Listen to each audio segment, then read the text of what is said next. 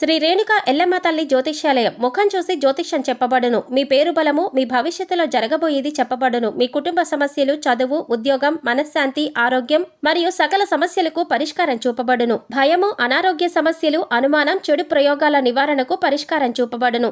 ఎటువంటి వ్యాధులకైనా మూలికా వైద్యం చేయబడును.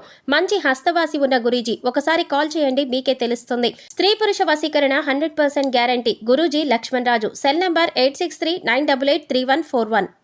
ఓం శ్రీ మాత్రే నమః. ఛానల్లోకి స్వాగతం అండి.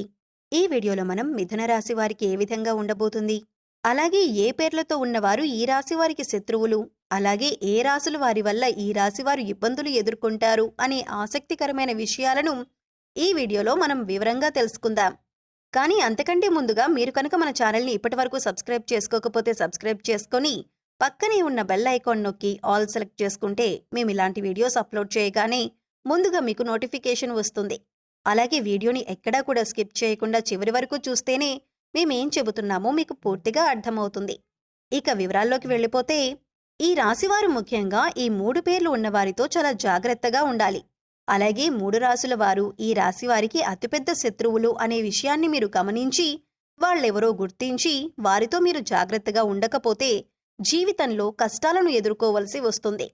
గ్రహాలు ఎంత అనుకూలంగా ఉన్నప్పటికీ కూడా ఈ రాశుల వారితో, అలాగే ఈ పేర్లు ఉన్నవారితో మీరు జాగ్రత్త పడకపోతే ఇటువంటి వారి నుంచి మీరు ప్రమాదాలు ఎదుర్కోవలసి వస్తుంది. ఎందుకంటే త్వరగా మీరు వారిని గుర్తించి దూరం పెట్టకపోతే మీరు చేసే ప్రతి పనిలో వారు ఆటంకాలు కలిగించటానికి సిద్ధంగా ఉంటారు. అయితే ఆ రాశివారెవరు, అలాగే వారు ఎటువంటి లక్షణాలను కలిగి ఉంటారో, వారు ఎటువంటి పనులు చేస్తారో అని మీతో ఎలా మాట్లాడతారు, వారి ప్రవర్తన ఎలా ఉంటుంది అనే విషయాలు మీరు పూర్తిగా తెలుసుకుంటే వారిని సులువుగా గుర్తించి వారిని మీ నుంచి దూరం పెట్టొచ్చు. అప్పుడు మీరు జీవితంలో ఎటువంటి ఆటంకాలు లేకుండా మంచి స్థాయికి చేరుకుంటారు. అయితే ఈ 3 పేర్లు ఉన్న వ్యక్తులు ఎవరు, అలాగే ఈ 3 రాశుల వారు ఎవరు అనే విషయాలను వివరంగా తెలుసుకోవాలి. అంటే ఈ వీడియోని మీరు చివరి వరకు స్కిప్ చేయకుండా చూడండి. అప్పుడే మీకు పూర్తిగా అర్థమవుతుంది. ఈ రాశివారు ఎప్పుడూ కూడా ఉత్సాహంగా, ఉల్లాసంగా ఉంటారు. ఏ పని చేపట్టినా దాన్ని పూర్తి చేయాలి అని పట్టుదలను కలిగి ఉంటారు. ఈ రాశివారు ముక్కుసూటిగా మాట్లాడతారు. ఇక వీరికి అప్పగించిన పనిని చేసుకుంటూ పోతారు. అలాగే ఎవరి జోలికి వెళ్లరు. ఎక్కువగా చంచల మనస్తత్వాన్ని కలిగి ఉంటారు. అంటే స్థిరమైన ఆలోచన ఉండదు. వీరు ఇతరులతో నమ్మకంగా ఉంటారు. అలాగే ఎదుటి వాళ్లు కూడా మీతో అలాగే ఉండాలని అనుకుంటారు. కానీ మీరు ఊహించిన దానికంటే భిన్నంగా జరిగినప్పుడు, అంటే ఎవరైనా మోసం చేస్తారు అని తెలిస్తే మాత్రం మీరు చాలా ఆవేదనకి గురవుతారు. మానసికంగా చాలా బాధపడతారు. దీని కారణంగా అనేక సందర్భాల్లో ఈ రాశి వారికి ఎదురు దెబ్బలు తగులుతూ ఉంటాయి. అలాగే మీరు చాలా సున్నితంగా ఆలోచన చేస్తూ ఉంటారు. అంటే ప్రతి చిన్న విషయానికి కూడా ఎక్కువగా ఆలోచిస్తూ ఉంటారు. ఒక్క మాటలో చెప్పాలంటే మీరు చాలా సెన్సిటివ్గా ఉంటారు.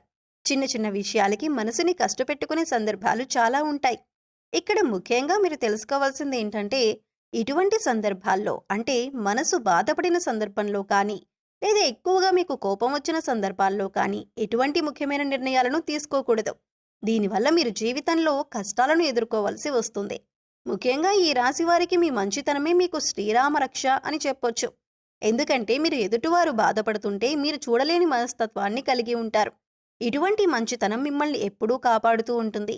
కష్టాల్లో ఉన్నవారికి మీరు సహాయం చేయాలి అనే ఆలోచనని ఎక్కువగా కలిగి ఉంటారు.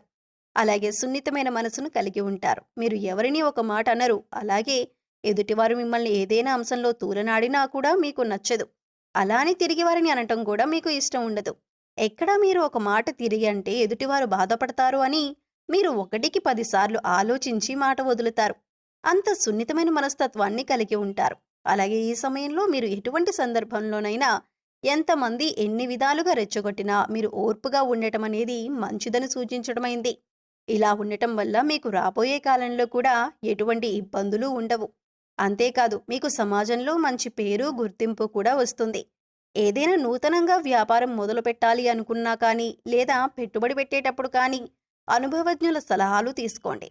అలాగే మీ ఇంట్లో పెద్దవారి ఆశీర్వాదం తీసుకొని ఏదైనా పనిని మొదలు పెడితే ఖచ్చితంగా దాన్ని విజయవంతంగా పూర్తి చేస్తారు. అలాగే ఏదైనా పని మొదలు పెడితే అది పూర్తయ్యేంత వరకు ఎవరికీ చెప్పకండి. ఇలా చెప్పకుండా ఉండటం వల్ల మీరు మొదలుపెట్టిన పనిలో సక్సెస్ రేట్ పెరుగుతుంది. ఎక్కడా కూడా డబ్బులు వృధాగా ఖర్చు చేయకుండా చూసుకోండి. ఏదైనా ఉపయోగకరమైన ఖర్చుకి మాత్రమే ప్లాన్ చేయండి.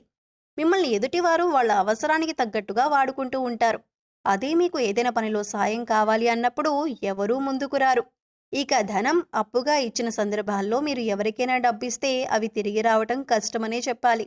ఒక రకంగా అది మొండి బకాయిగా పడిపోతుంది తప్పితే అప్పిచ్చిన డబ్బులు మీకు తిరిగి రావు. కాబట్టి ఎవరికైనా డబ్బులిచ్చే విషయంలో చాలా జాగ్రత్తగా ఉండండి. ఇక మీరు ఎవరినీ కూడా గుడ్డిగా నమ్మకూడదు. మీకు ఏదైనా కష్టం వచ్చినప్పుడు ఎదుటివారితో చెప్పటం కంటే కూడా దేవుడి దగ్గర చెప్పుకోవటం చాలా మంచిది. ఎందుకంటే దేవుడి దగ్గర చెప్పుకోవటం వల్ల మీ కష్టం తీరేందుకు మార్గాలు మీకు దొరుకుతాయి. అంతేకాదు మీ కష్టాలను విన్న భగవంతుడు మీకు కష్టాలను వెనువెంటనే తీరుస్తాడు. ఎందుకంటే ఈ సమయంలో మీకు దైవబలం కూడా అండగా ఉంటుంది. ముఖ్యంగా మీరు మాత్రం ఈ సమయంలో మీలో ఉన్న నెగిటివ్ ఆలోచనలను తీసివేయవలసి ఉంటుంది. అంటే నేను ఈ పని చేయగలనా? నాకు ఈ ఉద్యోగం వస్తుందా? నేను ఎక్కువ డబ్బులు సంపాదిస్తానా? నేను ఎదుటి వాళ్ళకి నచ్చుతానా? ఇలాంటి ఆలోచనల నుంచి మీరు బయటకు రావాలి. అప్పుడే మీరు జీవితంలో అనుకున్నది సాధించగలుగుతారు. ఇక ఈ సమయంలో మీరు కొద్ది కాలం పాటు కన్య, వృశ్చిక అలాగే మిథున రాశి వారితో కొద్దిగా జాగ్రత్తగా ఉండాలి. అలాగే వీరితో ఎక్కువగా మీ పర్సనల్ విషయాలను షేర్ చేసుకోకుండా అవసరమైనంత వరకే మాట్లాడటానికి ప్రయత్నించండి. కొంతకాలం పాటు గ్రహస్థితులు మళ్ళీ అనుకూలంగా ఉన్నప్పుడు పరిస్థితులు చక్కబడతాయి. అలాగే ఈ సమయంలో మీరు కేపీ అండ్ కేహెచ్తో స్టార్ట్ అయ్యే పేర్లు ఎవరైతే ఉంటారో అటువంటి వారితో మీరు జాగ్రత్తగా ఉంటే సరిపోతుంది. అది మీ ఉద్యోగంలో కానీ, ఇరుగు పొరుగు వారు కానీ, స్నేహితులు కానీ కొద్దిగా వీరితో ఈ సమయంలో జాగ్రత్తగా ఉండండి. ఇక ఈ రాశివారు ఈ సమయంలో చేసుకోవలసిన దైవతారాధన చూసుకున్నట్లయితే మీరు ఎక్కువగా వినాయకుడిని ప్రార్థించవలసి ఉంటుంది. ప్రతిరోజు వినాయకుడికి స్తోత్రాలు చదువుకున్నట్లయితే గణపతి యొక్క అనుగ్రహం మీకు పరిపూర్ణంగా లభిస్తుంది. మీరు చేపట్టిన ప్రతి పనిలో ఆటంకాలు లేకుండా పూర్తవుతాయి. ముఖ్యంగా ప్రతి బుధవారం వినాయకుడికి గరికను సమర్పించండి. మీకు వీలైతే గరికను మాలలాగా తయారు చేసి స్వామివారికి అలంకరించండి. అలాగే అనారోగ్య సమస్యలతో బాధపడేవారు సూర్యుడికి రోజు ఉదయాన్నే నీటిని సమర్పించి ఆదిత్య హృదయ పారాయణం చేసుకోండి. ఇలా సూర్యుడికి నీళ్లను సమర్పించే సమయంలో మీకు దొరికితే ఆ నీళ్లల్లో ఒక ఎర్రటి పువ్వు, కొద్దిగా అక్షింతలు వేసి నీటిని సమర్పించండి. ఇక ఈ సమయంలో మీరు పాటించవలసిన పరిహారాలు చూసుకున్నట్లయితే ప్రతిరోజు కూడా రావి చెట్టుకు 16 ప్రదక్షిణలు చేయటానికి ప్రయత్నించండి. ఇలా చేయటం వల్ల మీలో ఉన్న నెగిటివిటీ తగ్గిపోతుంది. మీలో దైవశక్తి మరింత పెరుగుతుంది. సో చూశారు కదండి మిథున రాశి వారి గురించి. అలాగే మీరు ఏ అక్షరంతో మొదలైన పేర్లు ఉన్నవారితో జాగ్రత్తగా ఉండాలి, అలాగే ఏ 3 రాశుల వారితో ఈ సమయంలో మీరు జాగ్రత్తగా ఉండాలి అనే అంశాలతో పాటుగా ఈ సమయంలో మీరు చేసుకోవలసిన దేవతారాధన అలాగే పాటించవలసిన పరిహారాల గురించి ఈ వీడియోలో మనం వివరంగా తెలుసుకున్నాం కదా. ఈ వీడియో మీకు నచ్చినట్లయితే లైక్ చేయండి.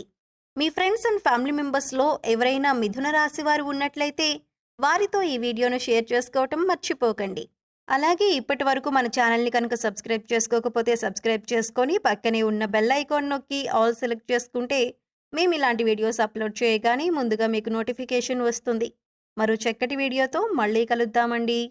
ఓం శ్రీ మాత్రే నమః.